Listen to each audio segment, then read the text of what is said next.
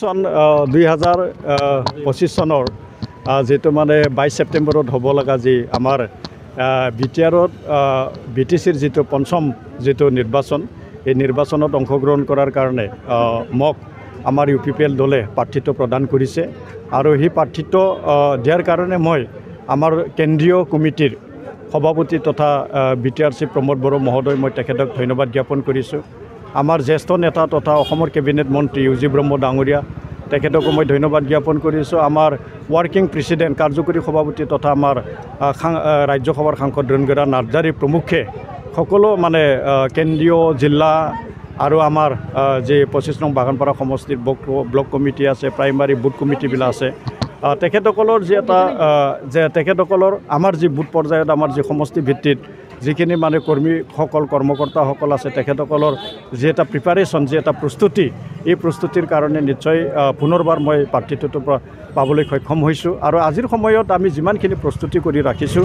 যে আমাৰ তাত 107টা বুথ আছে, 107টা বুথ আছে, প্ৰায় 90,000 ভোটাৰ আছে আৰু সেই 90,000 ভোটাৰ আৰু 107টা বুথৰ আমাৰ যিখিনি প্ৰিপাৰেশ্যন যিখিনি প্ৰস্তুতি এই প্ৰস্তুতিটো আমি প্ৰায় মানে 2020 চনৰ যিটো নিৰ্বাচন শেষ হোৱাৰ পিছৰে পৰা আমি প্ৰিপাৰেশ্যন প্ৰস্তুতিটো আমি কৰিছোঁ। তো আজিৰ সময়ত আমি খুব সুন্দৰ এটা পৰিৱেশত আমি আছোঁ আৰু বহুত মানে বেছি ব্যৱধানত আমি নিশ্চয় যেতিয়া এই 22 তাৰিখে ভোট গ্ৰহণ হোৱাৰ পিছত যেতিয়া 26 তাৰিখ ইয়াত ভোট গণনা হ'ব নিশ্চয় আমাৰ জয় হোৱাটো নিশ্চিন্ত হৈ আছে। নহয়, সমষ্টিত উন্নয়ন ক্ষেত্ৰত আমি দেখিছোঁ যে যিখিনি মানে ৰাস্তা পদূলিৰ বাহিৰে যিখিনি ইনফ্ৰাষ্ট্ৰাকচাৰ এই ইনফ্ৰাষ্ট্ৰাকচাৰ আমাৰ ইয়াত মানে শিক্ষা অনুষ্ঠানবিলাক আমি মানে হাইস্কুলৰ পৰা হায়াৰ ছেকেণ্ডাৰী আপগ্ৰেডেশ্যনৰ আমাৰ প্ৰস্তাৱ আছিল। আমি মানে পাগলদিয়া নদীত মানে মাথৰি বান্ধাৰ এটা প্ৰস্তাৱ আছিল। তেনেকুৱা বহুকেইটা প্ৰস্তাৱ আছিল যি প্ৰস্তাৱ যি মানে এই সিদ্ধান্তসমূহ আমি এই বিগত যি 5টা বছৰ এই 5টা বছৰত আমি কাৰ্যকৰী কৰিছোঁ। এতিয়া আমাৰ ইয়াত কেইটামান আৰু বাকী আছে আৰু সেই কেইটামান বাকী আমি নিশ্চয় আগন্তুক যি 5টা বছৰ এই 5টা বছৰত আমি ইয়াত সম্পূৰ্ণ কৰিব লাগিব আৰু সম্পূৰ্ণ কৰাৰ যি এটা প্ৰক্ৰিয়া বা যি এটা প্ৰস্তুতি এই প্ৰস্তুতিখিনি আমি চলাই ৰাখিছোঁ। বিগত 5টা বছৰত আমাৰ ইয়াত বহু মানে গ্ৰাম্য পথ আছে, এই গ্ৰাম্য পথবিলাকত আমি প্ৰধানমন্ত্ৰী গ্ৰামীণ সড়ক যোজনা এই প্ৰধানমন্ত্ৰী গ্ৰামীণ সড়ক যোজনা ইয়াৰ অধীনত ইয়াত মানে কেইটামান মানে খোৱা পানীৰ আমাক মানে প্ৰজেক্টৰ প্ৰয়োজন আছে। এইখিনি আমি জল জীৱন মিছনৰ মানে অধীনত তেনেকুৱা আমি বহুকেইটা মানে ইয়াত আমাৰ স্বাস্থ্যসেৱাৰ কাৰণে আমাক কেইটামান মানে হস্পিটেল লাগে, সেইবিলাকক আমি স্বাস্থ্য শিতানত তেনেকুৱা মানে বিভাগে আমি ঠিক কৰি ৰাখিছিলোঁ। 5টা বছৰত যিহেতু মোক বাগানপাৰা ৰাইজে এইখিনি কৰাৰ কাৰণে সুবিধা দিছিল আৰু এইখিনি সুবিধাসমূহ মই কৰি ৰাখিছিলোঁ আৰু আগন্তুক যি 5টা বছৰ এই 5টা বছৰত নিশ্চয়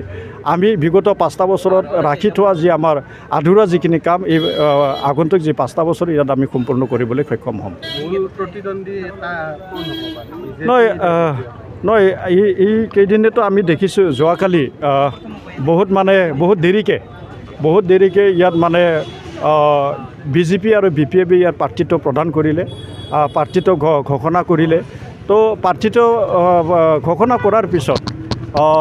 আমি নিজ চকুৰে দেখিছোঁ মানে সামাজিক মাধ্যমতো সেইবিলাক দেখিবলৈ পাইছে আৰু ইয়াত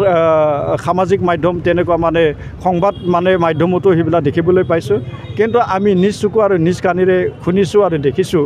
যে তেওঁলোকৰ যি মানে প্ৰাৰ্থী ইয়াত ঘোষণা হৈছে, প্ৰাৰ্থিত্ব প্ৰদান কৰা হৈছে, এই প্ৰাৰ্থীক লৈ তেখেত মানে বিজেপি আৰু বিপিএফ দুয়োটা দলে ইয়াত সন্তুষ্ট নহয় আৰু সেই সন্তুষ্ট নোহোৱাৰ যি এটা মানে সুবিধা নিশ্চয় এই সুবিধা আমি মানে আমাৰ তাত আছে আৰু নিশ্চয় এইখিনি সুবিধা আমি লোৱাৰ কাৰণে প্ৰস্তুত আৰু আমি লৈছোঁ আৰু নিশ্চয় ইয়াত যিখিনি দেখিছোঁ যিখিনি মানে প্ৰাৰ্থিত্ব ইয়াত প্ৰদান কৰিছে যে বিজেপিৰ পৰা আমি দেখিছোঁ ৰেখাৰাণী দাস বাইদেউ তেখেতে মানে দুবাৰকৈ ইয়াত কেবিনেট মন্ত্ৰী আছিল। কিন্তু ৰেখাৰাণী দাস বাইদেৱে 2001 চনৰ পৰা কিন্তু গণসংযোগ বা জনগণৰ লগত মানে বিচ্ছিন্ন হৈ আছিল। 25টা বছৰৰ পিছত ইয়াত পুনৰবাৰ ইয়াত আকৌ মানে নিৰ্বাচন খেলাটো ইয়াত কিমান মানুহে ইয়াত বিচাৰিব, কিমান সমৰ্থকে ইয়াত বিচাৰিব নিশ্চয় বাইদেৱে জানিব আৰু দলে জানিব। আনপিনেদি বি পি এফৰ প্ৰাৰ্থী মানে মনেশ্বৰ ব্ৰহ্ম 2006 চনৰ পৰা 2021 চনলৈকে 15টা বছৰৰ কাৰণে 3টা কাৰ্যকালৰ কাৰণে বিধায়ক আছিলে বৰমা সমষ্টি আৰু বৰমা সমষ্টি অন্তৰ্গত হৈ আমাৰ 25 নং বাগানপাৰা সমষ্টি। তো এইখিনি যি 15টা বছৰ এই 15টা বছৰত মনেশ্বৰ ব্ৰহ্মৰ যিখিনি মানে ৰাইজৰ লগত যি এটা সম্পৰ্ক